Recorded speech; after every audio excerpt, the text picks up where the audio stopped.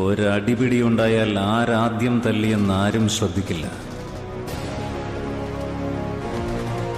അടികൊണ്ട് ആരാണ് അവിടെ ആദ്യം വീണതെന്ന് എല്ലാവരും ശ്രദ്ധിക്കൂ.